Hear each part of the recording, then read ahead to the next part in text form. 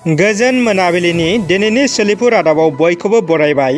नोंथांमोननि थाखाय गुसुं समनि गेजेराव लाबोबाय गोनांथार रादाब। अन्नानै भिडिअखौ जोबजासे नायलांनो गुरै खावलायबाय।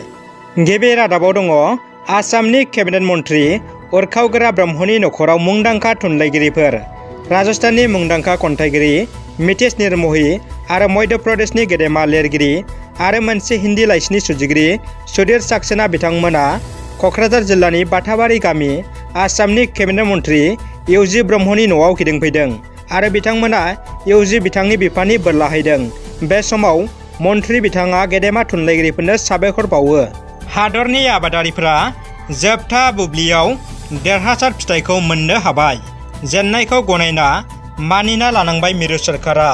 मोनथाम खोब सावरायजानाय फार्म ल' आबादारि बिलखौ सोरखारा बातिल खालामबाय। बे आयेनखौ बोखारनो हादरनि आबादारिफ्रा गोलाव सम जिरायनाय गैयै सोमावसारदोंमोन आरो गोबां आबादारिफ्रा जिउबो बावदोंमोन। दिनै मदि सालायनाय मिरु सोरखारा आबादारिफोरनि सायाव जाबसिननाय मोनथाम बिलखौ बोखारबाय।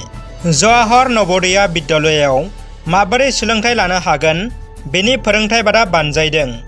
19 नभेम्बर 2021 अक्ट'आव आमटेका कमिउनिटि हल नब्लाङाव दैमालु दालाइ दुलाराय बर' फरायसा आफादा थाखो 5आव फरायफुनाय फरायसाफोरखौ लानानै बिजनि चिरां डिस्ट्रिक्ट नवोदया स्कुलनि गोरायुंखौ लेंहरनानै बोरै इन्टारभिउ होनानै एडमिसन मोननो हायो बिनि बुंथि फैनाय फोरोंथाइ होनाय हाबाफारि लानाय जादों।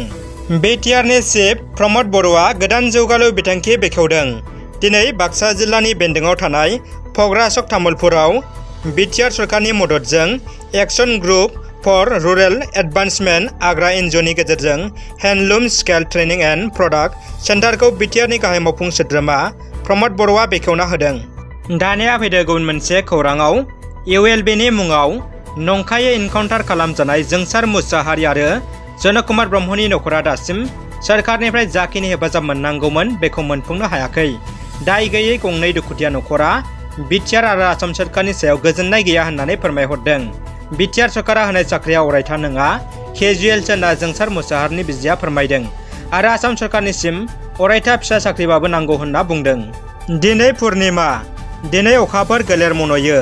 बे अखाफोर मन'नाया दिनैसिम 1000 बोसोरनि उनाव गोलावसिन जागोन होननानै बिगियानगिरिफ्रा बुंदों। भारतारि फुटबल नायगिरिफोरनि थाखाय गोजोनथाव खौरां। हादरनि देरसिन फुटबल गेलेनाय इन्डियान सुपार लिग 2021-22 सिजननि गेलेनाया दिनैनिफ्राय जागायबाय। गिबि गेलेनायाव बाहागो लागोन एटिके महन बागान भार्सेस केराला ब्लास्टार।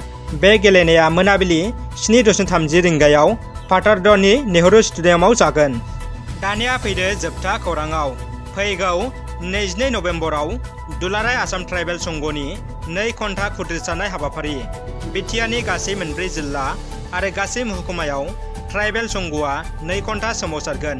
बे बाथ्राखौ ट्राइबेल संघनि गाहाय नेहाथारि आदित्य खाख्लारिया खौरां बिजोङाव बुंथिदों। आसाम सरकारा ट्राइबेल बेरेखा माखासे बिल लानायखौ बोखांनो बे खुद्रिसानायखौ दिन्थिफुंगोन होनना मिथिनो मोन्दों। रादाबा एसेनोसै लोगोफोर। अन्नानै भिडिअखौ लाइक कमेन्ट खालाम आरो हायोब्ला लोगोफोरनो शेयार खालाम आरो चेनेलाव गोदानै फैदोंब्ला साबस्क्राइब खालामनो गुरै खावलायबाय। गोजोन्थों।